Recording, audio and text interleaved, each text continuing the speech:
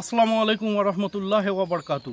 ব্রাদান ইসলাম, আশা করি আল্লাহর হুকুমে সকলে ভালো আছেন, আর সকলে ভালো থাকুন, সুস্থ থাকুন, একক আল্লাহর ইবাদত করুন, আর দিন ইসলাম সম্বন্ধে সঠিক জানকারি গ্রহণ করুন, এই আশা সকলের কাছ থেকে করি। আচ্ছা, এর আগে আমি 11/3/2026 নমাজের সময়সূচির বিষয় নিয়ে একটা ভিডিও বানিয়েছি। আজকেও তাই সেই বিষয় নিয়েই বানাচ্ছি, আপনারা জুড়ে থাকুন।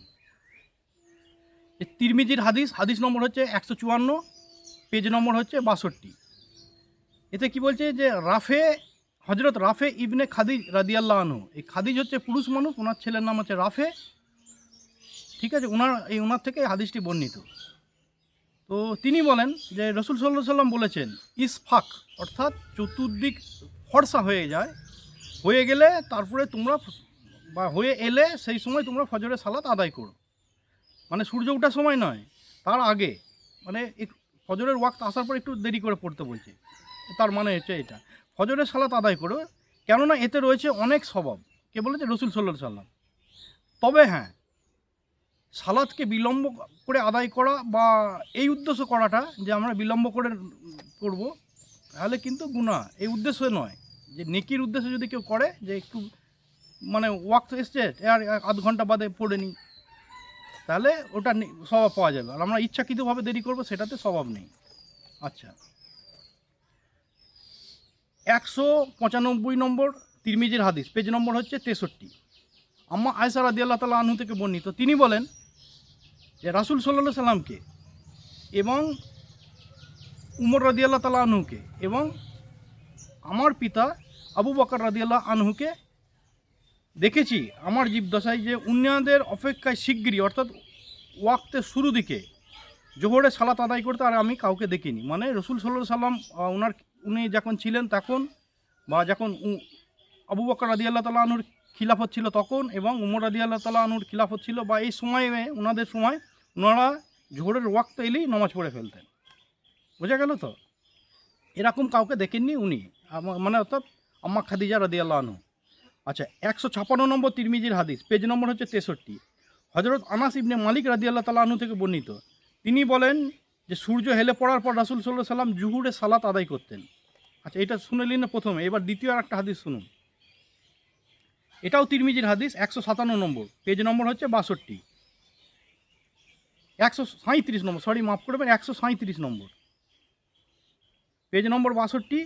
আর সেই মুসলিম শরীফের হাদিস নম্বর হচ্ছে 1273 থেকে 1279, মানে সবেতে প্রমাণ আছে যেটা সেটা বলা হলো। আচ্ছা, পেজ নম্বর হচ্ছে 229 থেকে 230 নম্বর পেজে পেয়ে যাবেন সেই মুসলিম শরীফের।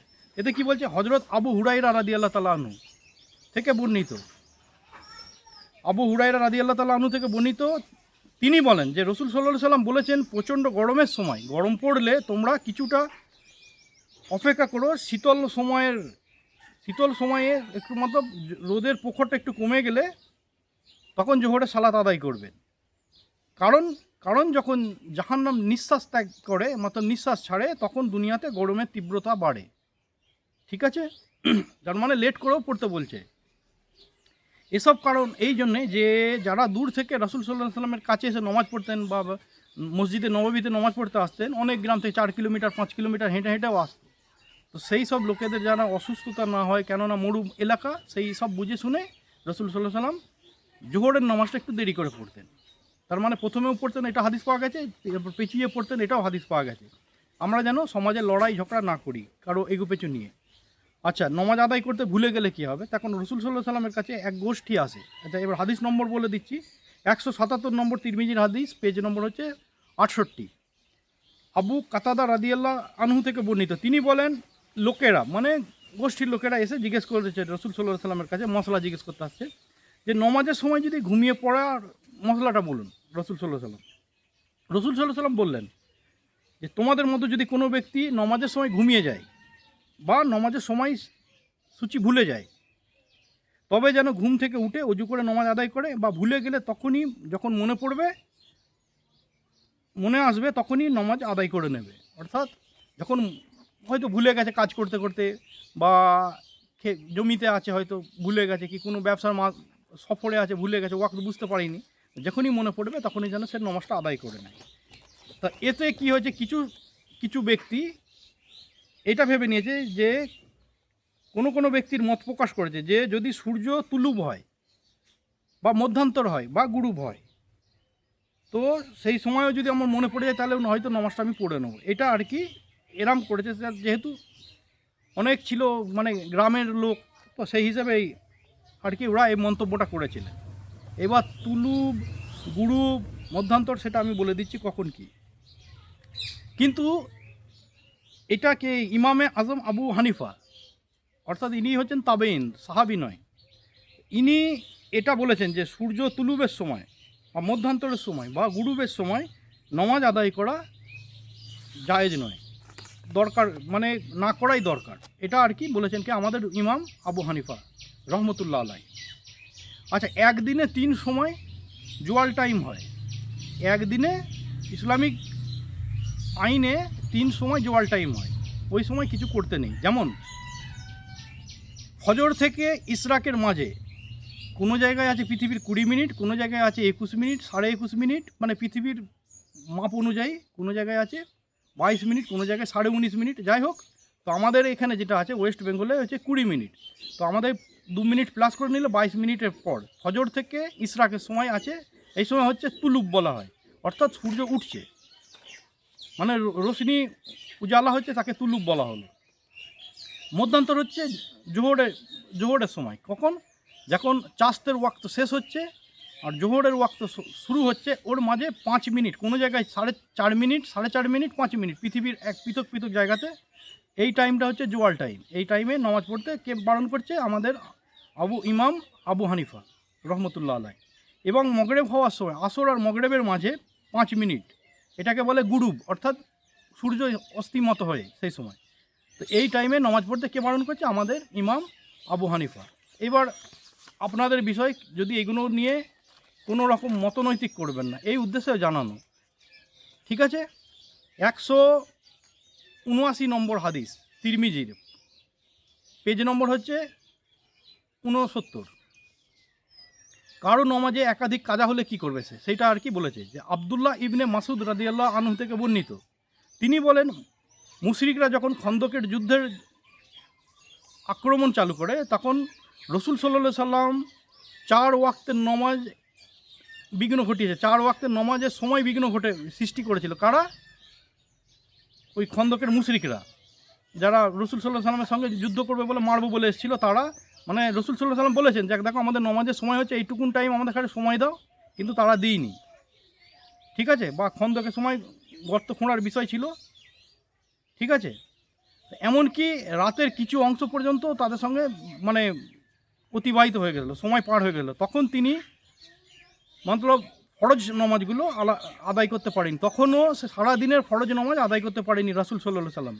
মানে সেই যুদ্ধর সময় নমাজের ওয়াক্ত পাল্টানোর সময় আছে, বাকি কোনো টাইমে পাল্টানোর সময় নেই, শুধু যুদ্ধের সময় আছে, যে ফজরেরটা জোহরে পড়েছে, জোহরেরটা আসরে পড়েছে, এরম হলে চলবে। সেইটাই আর কি হাদিসটা বলা হচ্ছে যে কোনো রকম ফরজ সালাত আদায় করতে পারেনি। পরে বিলাল যখন অন্ধকার হয়ে গেছে, মানে ঈশার নমাজের আগে, যখন বিলাল রাদিয়াল্লাহু তাআলা আনহুকে আজান দিতে বলেন, তখন আজানের প্রথা চালু হয়ে গেছে, এখানে আজান দেওয়ার কথা এসছে। তো বিলাল রাদিয়াল্লাহু তাআলা আনহু আজান দিলে ইকামত দিলেন, তারপরে রসুল সাল্লাল্লাহু আলাইহি সাল্লাম প্রথমে ওই ঈশার নমাজের আগে প্রথমে জোহরের সালাত আদায় করলেন, সালাম শেষে রসুল সাল্লাল্লাহু আলাইহি সাল্লাম দ্বিতীয়বার আজান একটাই হয়েছে, দ্বিতীয়বার একামত দিলেন, অর্থাৎ তাকবীর দিলেন, তারপর তিনি আসরের নমাজ আদায় করলেন, মানে জোহরের পরে আসরের নমাজ সঙ্গে সঙ্গে, কেন? সেখানে ঈশার সময় হয়ে এসছে।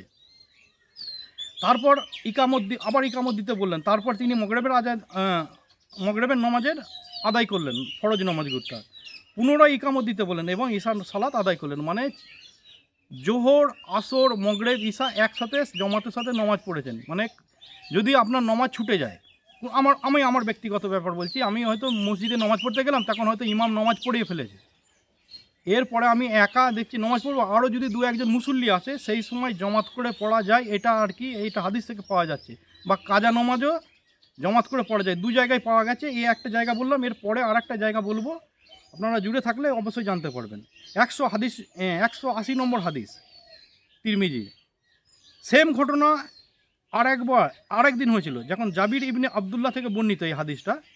আচ্ছা, ঠিক আছে।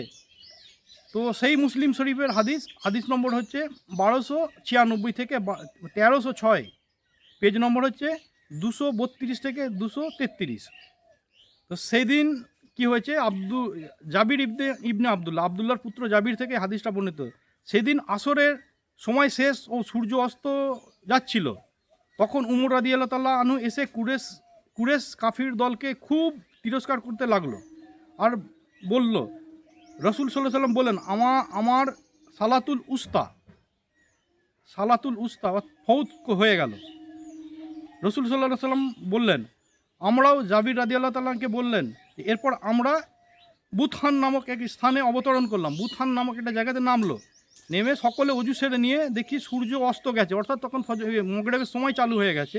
রসুল সাল্লাল্লাহু আলাইহি সাল্লাম প্রথমে সালাতুল উস্তা মানে অস্তমিতকে উস্তা বলা হয়, সূর্য অস্ত যাওয়াকে উস্তা বলা হয়। উস্তা হচ্ছে আসরের নামাজকে, ঠিক আছে। মাগরিবের নামাজ হচ্ছে দিন, মানে রাত শুরুতে মাগরিবের নামাজ হয়, দিন শেষে আসরের নামাজ হয়। লোকের নজরে কি আছে সেটা দেখা দরকার নেই। সালাতুল উস্তা অর্থাৎ আসরের নামাজ পরে আবার ইকামত দিয়ে মাগরিবের নামাজ আদায় করেন। এই 2 টাইমে পাওয়া গেছে। আরও এক টাইমে পাওয়া গেছে, সেটাও বলবো। ভিডিও বড় হয়ে যাচ্ছে, এই পর্যন্ত থাকুক, আপনারা জুড়ে নেন। যদি কারোর নামাজের সময়সীমা নিয়ে কোনো দ্বন্দ্ব করবেন না। সব কিছু আল্লাহর নবীর মারফতে আমাদের এখানে আল্লাহ জানিয়ে দিয়েছেন। আল্লাহ হাফিজ। যদি কোনো ভুল হয় আল্লাহর ওয়াস্তে মাফ করবেন, এবং যদি মনে করেন যে হ্যাঁ আমি দিনের কিছু খিদমত করব, তাহলে এই ভিডিওটা অমুক জায়গায় পাঠিয়ে দেন যেখানে যারা জানে না এইসব বিষয়। আল্লাহর ওয়াস্তে জানান, নিজের পরিবার হিসেবে জানান। মানে লোককে বাড়িতে যদি আগুন লাগে, আপনি যদি আপনার দুশ্মনের বাড়িতেও আগুন লাগলে আপনি পানি নিয়ে ব্যবস্থা করবেন বা আগুন নেভানোর চেষ্টা করবেন, এটাই মানুষের মনোবৃত্ত। তো মনে করুন না যে যারা এইসব নিয়ে কটু বাক্য করে তারা তো নিশ্চয়ই গুনার কাজ করে, তারা যাতে গুনার কাজ না করে সেই উদ্দেশ্যে ভিডিওটা পাঠাবেন। আল্লাহ হাফিজ। আর জুড়ে থাকুন, আরও কিছু নমাজের সম্বন্ধে জানকারি গ্রহণ করুন।